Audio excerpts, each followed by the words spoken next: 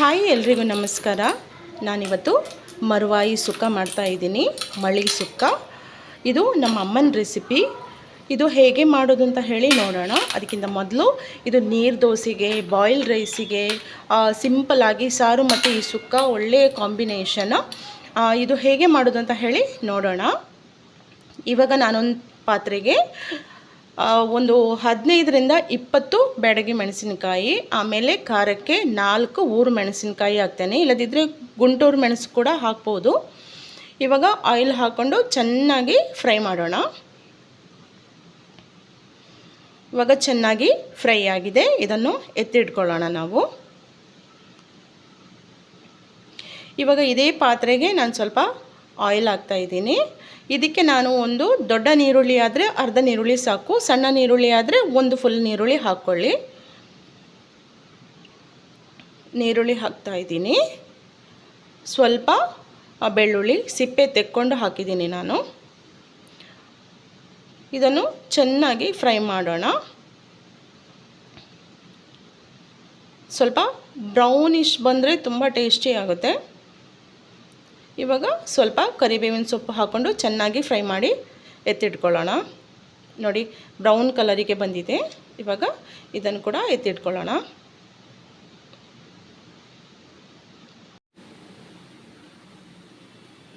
ಇವಾಗ ಇದೇ ಪ್ಯಾನಿಗೆ ಒಂದು ಮುಷ್ಟಿಯಷ್ಟು ಕೊತ್ತಂಬರಿ ಕಾಳು, 1 ಸ್ಪೂನಷ್ಟು ಜೀರಿಗೆ, 1/4 ಸ್ಪೂನಷ್ಟು ಓಂಕಾಳು, 1/4 ಸ್ಪೂನಷ್ಟು ಮೆಂತೆ, 1 ಸ್ಪೂನಷ್ಟು ಪೆಪ್ಪರ್ ನೀವು ಹೆಚ್ಚು ಕಮ್ಮಿ ಮಾಡ್ಬೋದು. ಖಾರ ಕಮ್ಮಿ ಇದ್ದರೆ ಸ್ವಲ್ಪನೇ ಹಾಕ್ಕೊಳ್ಳಿ. ಆಮೇಲೆ 1/4 ಸ್ಪೂನಷ್ಟು ಸಾಸಿವೆ, ಸ್ವಲ್ಪ 1 ಸ್ಪೂನಷ್ಟು ಬೆಳ್ತಿಗೆ ಅಕ್ಕಿ ಹಾಕ್ಕೊಂಡು ಚೆನ್ನಾಗಿ ಹುರ್ಕೊಳ್ಳೋಣ. ಇದನ್ನು ಕೂಡ ಮೆಂತೆ ಎಲ್ಲ ಜಾಸ್ತಿ ಹಾಕೋಕ್ಕೆ ಹೋಗಬೇಡಿ, ಸ್ವಲ್ಪನೇ ಹಾಕ್ಕೊಳ್ಳಿ. ನೋಡಿ, ಇದು ಕೂಡ ಫ್ರೈ ಆಗಿದೆ. ಇವಾಗ ನಾನು ಒಂದು 2 ಮುಷ್ಟಿಯಷ್ಟು ತೆಂಗಿನ ತುರಿ ತಗೊಂಡಿದ್ದೀನಿ. ಅದಕ್ಕೆ ಒಂದು ಅರ್ಧ ಸ್ಪೂನಷ್ಟು ಅರಿಶಿನ ಹುಡಿ ಹಾಕ್ಕೊಂಡು ಇದನ್ನು ಕೂಡ ಚೆನ್ನಾಗಿ ಫ್ರೈ ಮಾಡಿ ತೆಗೆದಿಟ್ಕೊಳ್ಳೋಣ. ನೋಡಿ, ಚೆನ್ನಾಗಿ ಫ್ರೈ ಆಗಿದೆ. ಇವಾಗ ನಾನು ಈ ಎಲ್ಲ ಹುರಿದಿಟ್ಕೊಂಡದನ್ನು ಮಿಕ್ಸಿಗೆ ಹಾಕ್ಕೊಂಡಿದ್ದೀನಿ. ಇದಕ್ಕೆ ಒಂದು ಲಿಂಬೆಹಣ್ಣು ಗಾತ್ರದ ಹುಣಸೆ ಹಣ್ಣನ್ನು ಹಾಕ್ಕೊಂಡು ರುಬ್ಲಿಕ್ಕೆ ಬೇಕಾದಷ್ಟು ನೀರು ಹಾಕ್ಕೊಂಡು ರುಬ್ಕೊಂಡು ತರೋಣ. ಇವಾಗ ಈ ತೆಂಗಿನಕಾಯಿಯನ್ನು ನೀವು ಮಿಕ್ಸಿ ಜಾರಿಗೆ ಹಾಕ್ಕೊಂಡು ಒಂದು ಸಲ ಗ್ರೈಂಡ್ ಮಾಡಿ ತರೋಣ. ಒಂದು ಸಲ ಸಾಕು. ಇವಾಗ ನಾನು ಮಣ್ಣಿನ ಪಾತ್ರೆಗೆ ತೆಂಗಿನೆಣ್ಣೆ ಹಾಕ್ಕೊಂಡಿದ್ದೀನಿ. ಇದಕ್ಕೆ ಸ್ವಲ್ಪ ಸಾಸಿವೆ ಕಾಳು, ಆಮೇಲೆ ಒಂದು ನೀರುಳ್ಳಿ, ಒಂದು ದೊಡ್ಡ ಗಾತ್ರದ ನೀರುಳ್ಳಿ ಹಾಕ್ಕೊಂಡಿದ್ದೀನಿ. ಆಮೇಲೆ ಸ್ವಲ್ಪ ಕರಿಬೇವಿನ ಸೊಪ್ಪು ಮತ್ತು ಒಂದು 10ರಷ್ಟು ಬೆಳ್ಳುಳ್ಳಿ ಹೆಸಲನ್ನು ಸಿಪ್ಪೆ ತೆಕ್ಕೊಂಡು ಗುದ್ದಿ ಹಾಕ್ತಾಯಿದ್ದೀನಿ ನಾನು. ನೋಡಿ, ಇವಾಗ ಚೆನ್ನಾಗಿ ಫ್ರೈ ಆಗಿದೆ. ಇವಾಗ ತೊಳ್ಕೊಂಡು ಇಟ್ಕೊಂಡ ಮರುವಾಯಿಯನ್ನು ಹಾಕ್ತಾಯಿದ್ದೀನಿ ನಾನು. ಇದನ್ನು ಮಿಡ್ಲಿಗೆ ಕಟ್ ಮಾಡಿಕೊಂಡು ಮಾಂಸ ಇರುವ ಭಾಗವನ್ನು ನಾನು ತೆಗೆದಿಟ್ಕೊಂಡು ಚೆನ್ನಾಗಿ 3ರಿಂದ 4 ಸಲ ತೊಳ್ಕೊಂಡಿದ್ದೀನಿ ನಾನು. ನೋಡಿ, ಚೆನ್ನಾಗಿ ಎರಡು ಕೂಡ ಮಿಕ್ಸ್ ಆಗಬೇಕು.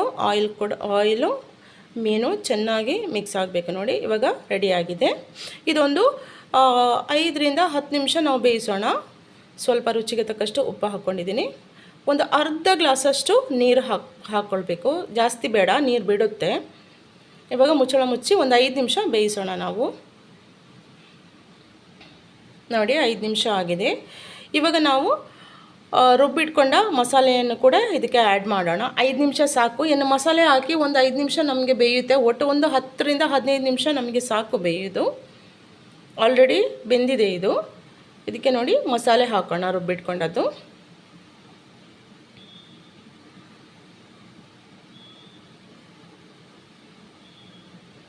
ನೋಡಿ, ಚೆನ್ನಾಗಿ ಮಿಕ್ಸ್ ಆಗಿದೆ. ಇದು ನೀರು ತುಂಬ ಅಂತೇಳಿ ಅನಿಸ್ಕೊಳ್ಬೇಡಿ. ಅದು 2 ಕುದಿ ಬರುವಾಗ ನೀರೆಲ್ಲ ಆರಿ ಸಿಗುತ್ತೆ. ಮುಚ್ಚಳ ಮುಚ್ಚದೇ ಹಾಗೇ ಕುದಿಸ್ಬಿಡಿ. ನೋಡಿ, ಇವಾಗ ಚೆನ್ನಾಗಿ ಕುದಿ ಬಂದಿದೆ.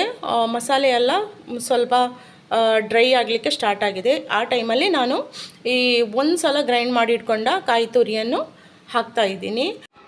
ಇವಾಗ ಉಪ್ಪೆಲ್ಲ ಕರೆಕ್ಟ್ ಇದೆಯಾ ಅಂತ ಹೇಳಿ ನೋಡಿ. ಎಲ್ಲಾದರೂ ಸ್ವಲ್ಪ ಕಮ್ಮಿ ಆದರೆ ಈ ಟೈಮಲ್ಲೇ ಆ್ಯಡ್ ಮಾಡ್ಕೊಳ್ಳಿ. ಚೆನ್ನಾಗಿ ಮಿಕ್ಸ್ ಮಾಡೋಣ. ಇವಾಗ ಒಂದು 5 ನಿಮಿಷದಷ್ಟು ಗ್ಯಾಸಲ್ಲಿ ನಾವು ಲೋ ಫ್ಲೇಮಲ್ಲೇ ಇಟ್ಕೊಳ್ಳುವ. ಈ ಥರ ಸೌಟ್ ಹಾಕ್ತಾನೆ ಇರಬೇಕು. ಯಾಕೆಂತ ಹೇಳಿದರೆ ಅದು ಅಡಿಗೆ ಹಿಡಿಯೋಕ್ಕೆ ಚಾನ್ಸಸ್ ಇದೆ.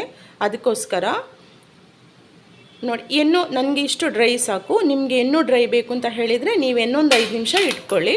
ನೋಡಿ, ಮರುವಾಯಿ ಸುಕ್ಕ ರೆಡಿಯಾಗಿದೆ. ಸಿಂಪಲ್ಲಾಗಿ ಈಸಿಯಾಗಿ ಮಾಡುವ ಮರುವಾಯಿ ಸುಕ್ಕ ತುಂಬ ಟೇಸ್ಟಿಯಾಗಿದೆ. ನೀವೆಲ್ಲರೂ ಈ ರೆಸಿಪಿಯನ್ನು ಟ್ರೈ ಮಾಡಿ.